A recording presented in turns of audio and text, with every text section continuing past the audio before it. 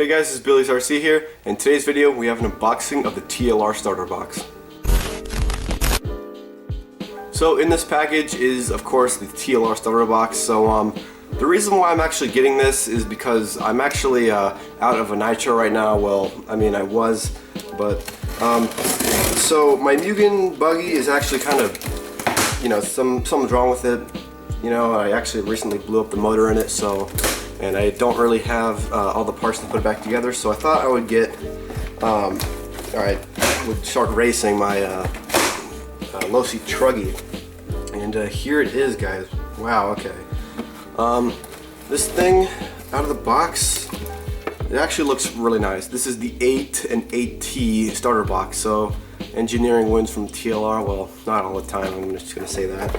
So getting off the box, nothing else looks like anything in there, so take a look at the box, and wow, that was actually, you know, there's something in there. So it's wrapped obviously in this plastic wrap, so we got Team Losi Racing on the front here, and we have a picture of the box. So the reason why I got this one instead of the Dynamite Universal box, really because I'm not going to be really using that one a whole lot. I'm really going to be using this one for the Truggy, and I don't really have any other. I don't have any other Nitros, you know.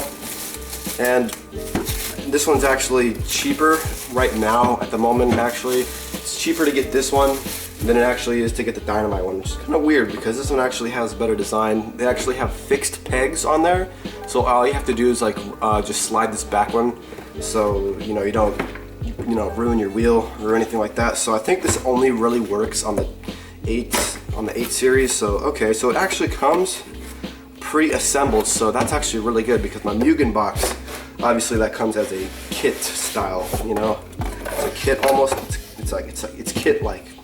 Stumble on my words, but you know, I'm just really excited to get this thing. So I am actually currently charging up my receiver battery for my 8T. So obviously we have our starter box. I know how they work.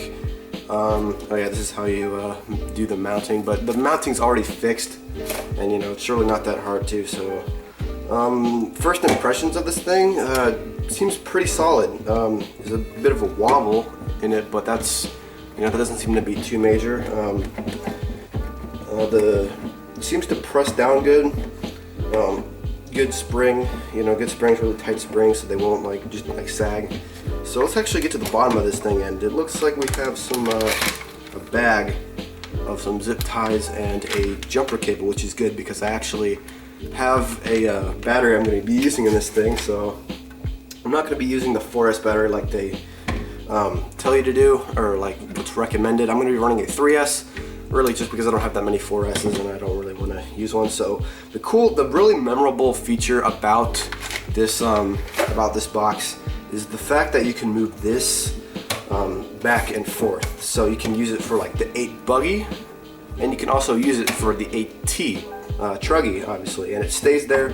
It doesn't move, you know. It's going to be great. So I haven't started my 8T actually in months, and I think it was like before the beginning of the summer when I actually you know, started it, so it's gonna be a cold start for sure. I did put some afterburn oil in it, so we should be good. So let's actually go mount this thing, and we'll be ready to go.